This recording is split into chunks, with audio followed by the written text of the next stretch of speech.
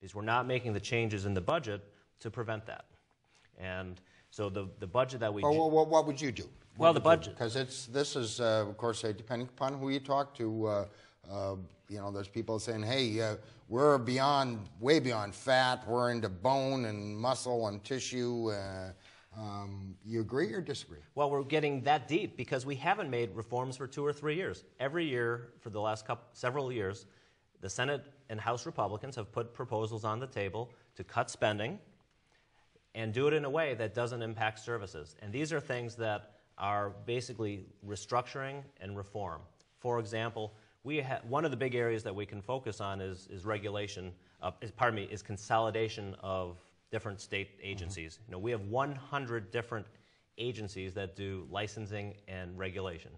We have 17 that conduct health and human services.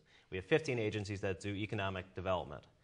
In the private sector, when we see this type of repetition, we combine these agencies, and it would be good for the budget, and it would save money and cut costs, but it's also good for the people seeking services. There are some people who do need the human and health services, but they have to go to 5 agencies to get what they need.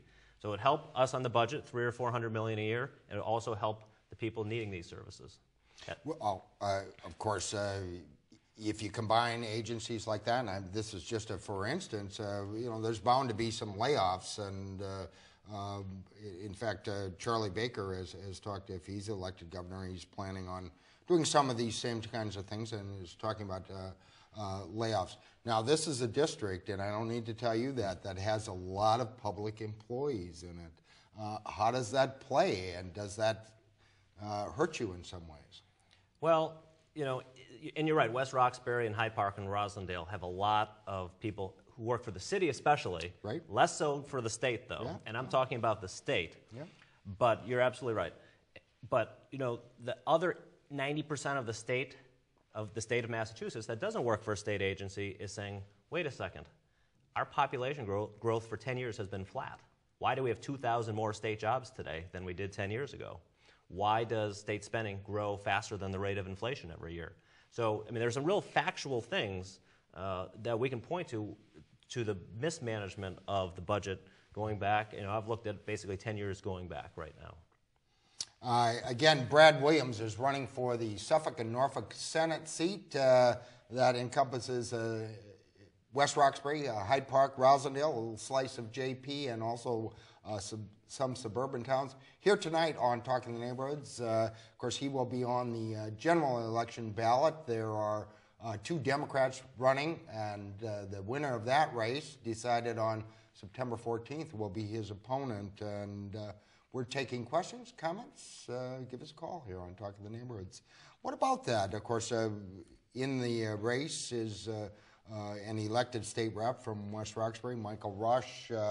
Not the incumbent, but certainly well known, and also kind of his decision to leave his seat and run for this has set off this widespread primary run in that district.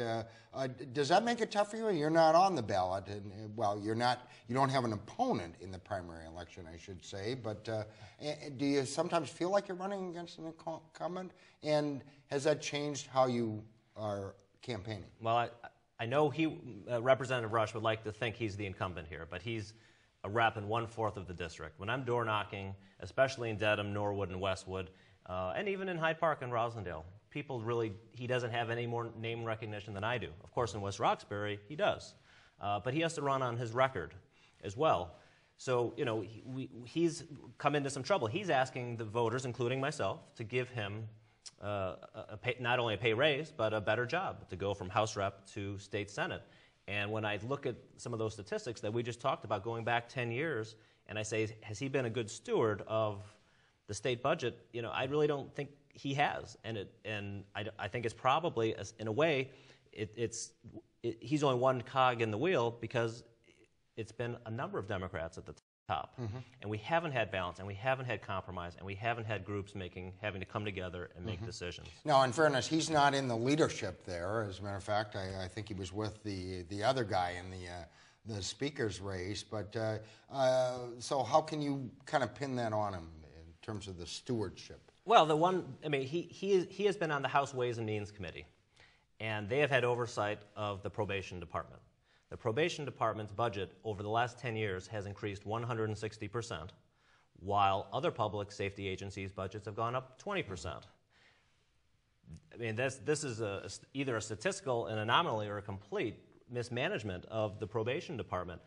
The other items, they apparently they don't even do a very good job, according to the Boston Foundation, and we're going to be building $500 million worth of new jails in the next 10 years because of that. So he has had clear leadership on an issue at the probation, at the House Ways and Means Committee on the probation department, and that's been well documented. Well, I was going to say now the Boston Globe kind of took him to task, and I should mention that Representative Rush has been invited to appear on Talking the Neighborhoods and has accepted at a future date, which we haven't determined yet, but he was taken to task by the Boston Globe for supporting the commissioner that was just suspended.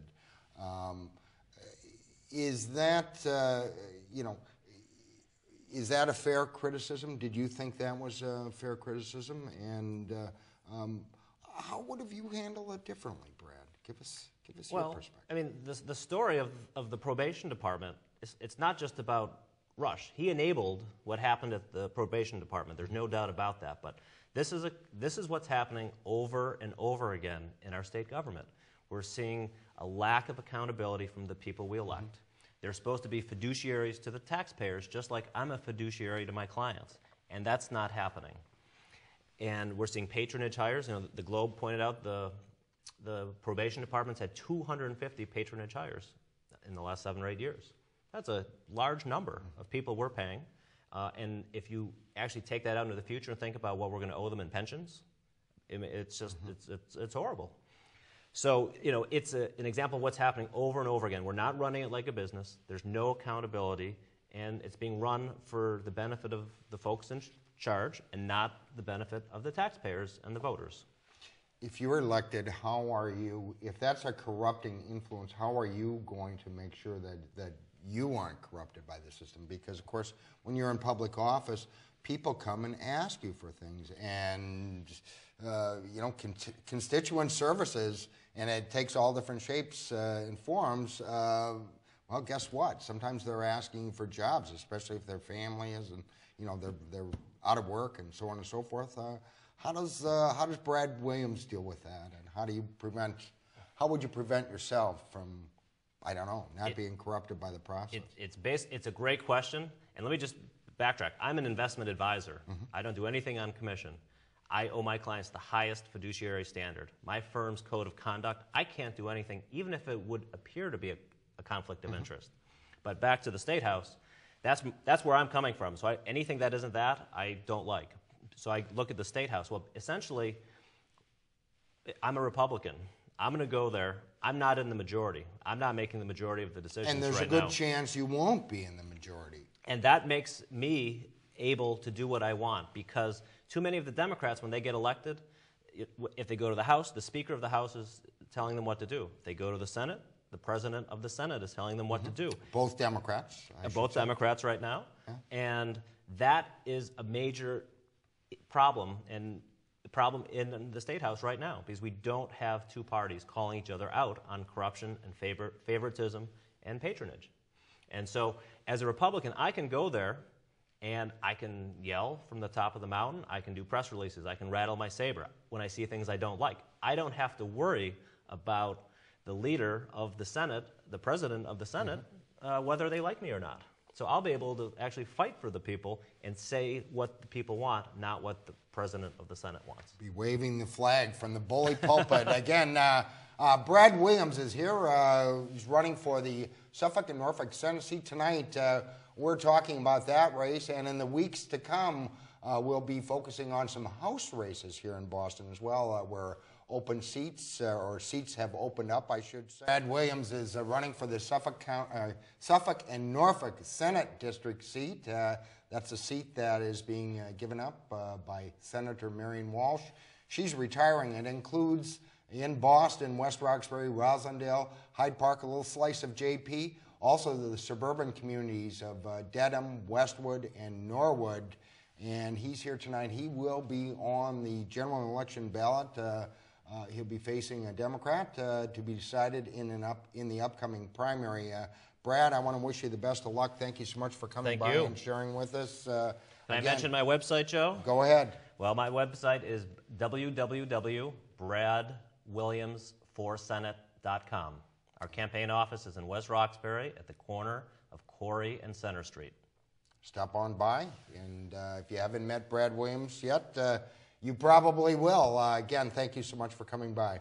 When we return with more of Talk of the Neighborhoods, well, we'll look and talk with a candidate from the other party. That's the Democratic Party. As I mentioned, there's two Democrats. Michael Walsh, an attorney from Westwood, will be joining us. He is running as a Democrat in this race. When we return with more of Talk of the Neighborhood. Stay tuned. We'll be right back.